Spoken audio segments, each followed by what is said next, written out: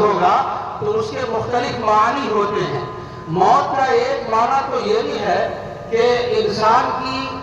حواس کی قوتیں زائل ہو جائے، اسے بھی موت کہا جاتا ہے۔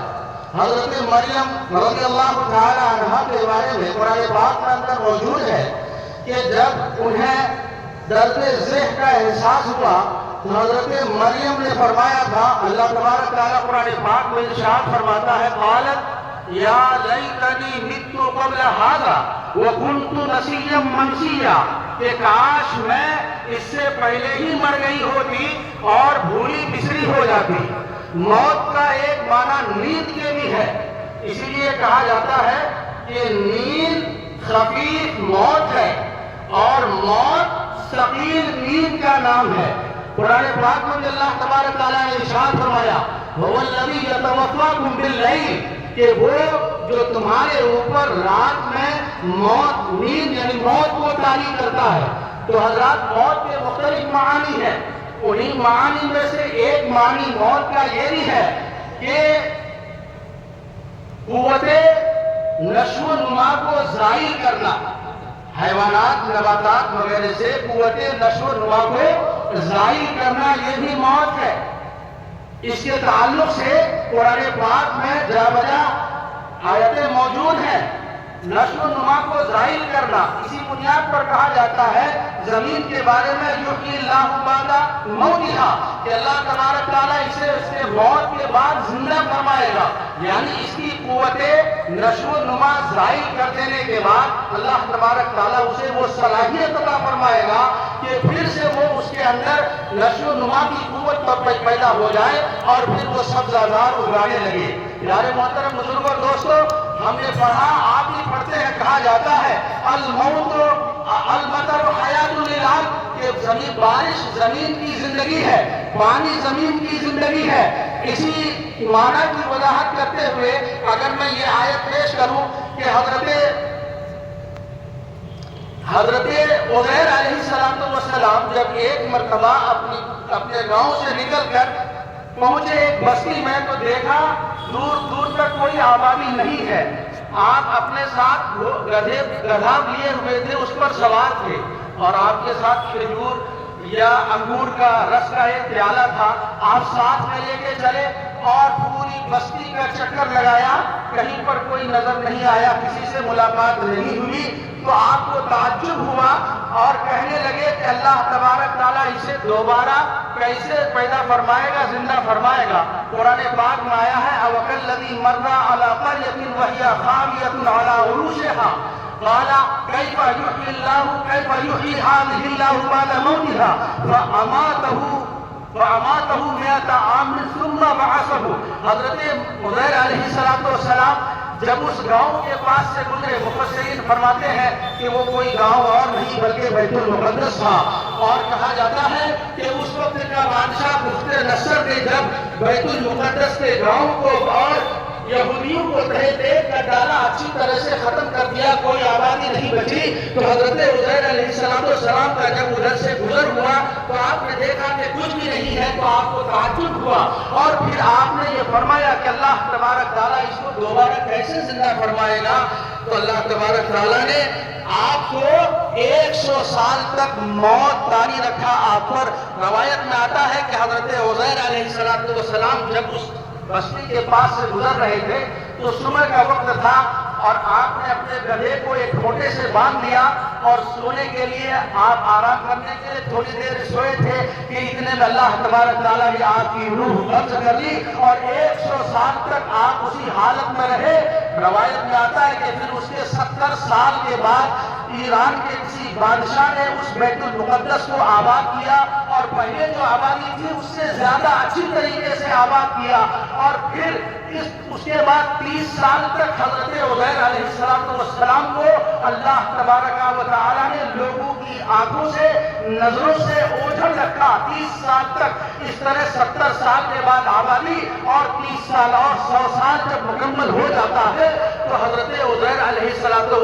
को अल्लाह तबारक तआला दोबारा जिंदा फरमाता है। मुफस्सिरीन फरमाते हैं कि सबसे पहले हजरत उज़ैर अलैहिस्सलाम की रूह आंखों में डाली गई और आपकी आंख खुली, बेदार हुई। आंखों से जब देखने लगे तो क्या देखते कि पूरा जिस्म बिल्कुल बेहरकत है, उसमें किसी तरह की कोई जान नहीं है, उसमें किसी तरह की कोई जान नहीं है। और फिर आंखों से आपने देखा धीरे धीरे आपके जिस्म में रूह फैलती गई और आपका जिस्म बेदार होता गया, हरकत करने लगा। इस तरह से आपने अपने माथे की आंखों से एक मुर्दा को जिंदा होते हुए देखा। फिर रवायत में ये आता है कि अल्लाह तबारक तआला ने पूछा, उज़ैर तुमने यहाँ कितने साल ठहरा, तुम कितनी मुद्दत रहे? तो हजरत उज़ैर ने फरमाया कि एक दिन या उससे कम, क्योंकि जब आप सोए थे तो सुबह का वक्त था और जब आपकी आंख खुल रही है तो ये शाम का वक्त है। आपने अंदाजे से बताया तो फरमाया गया कि नहीं, आपने कुछ देर नहीं, एक दिन नहीं, बल्कि 100 साल आपने यहाँ पर कयाम किया है। आगे आयत के अंदर मौजूद है, हजरत उज़ैर अलैहिस्सलाम को हुक्म होता है कि आप अपने सवारी की तरफ देखिए और आप अपने खाने पीने के सामान की तरफ देखिए। जब हजरत उज़ैर ने अपने सवारी की तरफ देखा तो गधा बिल्कुल बिखर चुका था, उसकी हड्डियां बिखर चुकी थी, सफेद हो चुकी थी, गोश्त बिल्कुल खत्म हो चुका था, गल चुका था, और वो जो अंगूर का रस जो प्याले में मौजूद था वो बिल्कुल सही, वो सालिम तरोताजा, उसमें किसी तरह की कोई तगय्युर और कोई ताक़ुब नहीं पैदा हुआ था। हज़रत उज़ैर को ये देखकर और ताज्जुब हुआ, और ताज्जुब होने की बात ही है कि जिसे फौरन खराब होना चाहिए था वो अला हाल ही अब भी बिल्कुल तरोताजा बाकी है, और जिसे बगैर बाकी रहना चाहिए था वो बिल्कुल नेस्तो नाबूद हो चुका है, गधे की हड्डियां बिखर चुकी है।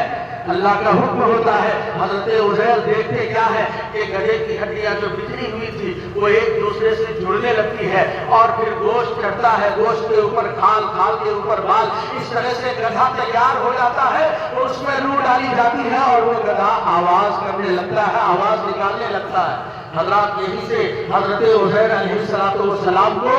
उनका यकीन और मज़ीद बढ़ गया कि अल्लाह तबारक तआला कैसे एक इंसान को, एक बेजान को, वो जिसके अंदर से नशो नुमा की सलाहियत खत्म हो जाती है, अल्लाह तबारक तआला उसे अपनी कुदरत कामिला से वो नशो नुमा की सलाहियत अता करता है। इसलिए कहा जाता है कि मौत नाम है नशो नुमा की सलाहियत का खत्म हो जाना, और फिर उसी सलाहियत को अगर उस चीज के अंदर पैदा कर दिया जाए तो इसी का नाम हयात है, इसी का नाम जिंदगी।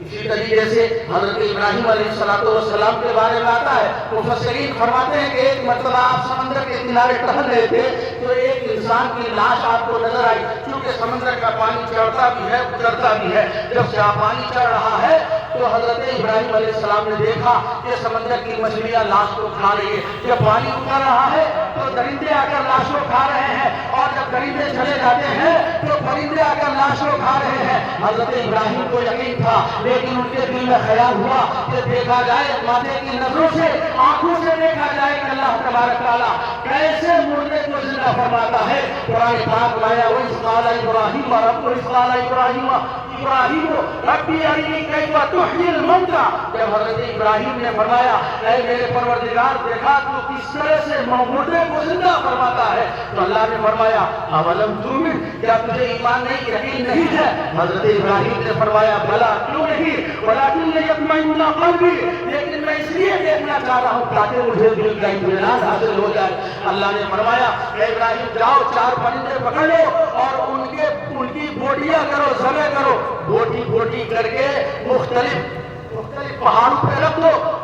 उसको मिक्स करने के बाद और सर को हजरत इब्राहिम ने अपने पास रख लिया। मुफस्सिरीन फरमाते हैं कि वो 4 परिंदे, मोर, मुर्ग, कबूतर और कौवा, इन चारों परिंदों को हजरत इब्राहिम ने कीमा किया, बोटी किया और फिर मुख्तलिफ पहाड़ों पर रख दिया। बहुत में रखी हजरत इब्राहिम अलैहिस्सलाम ने उन परिंदों को नाम लेकर पुकारा। मुफस्सिरीन फरमाते हैं कि वो परिंदे की बोटियां जो मुख्तलिफ पहाड़ों में फैली हुई थी वहां से उड़ती है एक दूसरी जगह से, और वो आपस में जुड़ती है, और जुड़ने के बाद वो परिंदे दौड़ते हुए حضرت ابراہیم علیہ السلام کے قدموں میں حاضر ہو جاتے ہیں۔ یہی سے یہ اندازہ ہوتا ہے کہ موت کسے کہتے ہیں۔ حضرت ابراہیم علیہ السلام نے اپنے ماتھے کی آنکھوں سے ضرور دیکھا، اور ہمیں یہ فلسفہ ملا کہ موت نشو و نما کے ختم ہونے کا نام ہے، لیکن وہی نشو و نما کا جب اعادہ ہو جائے، اسی چیز میں جب دوبارہ واپس کر دی جائے تو یہی حیات ہے۔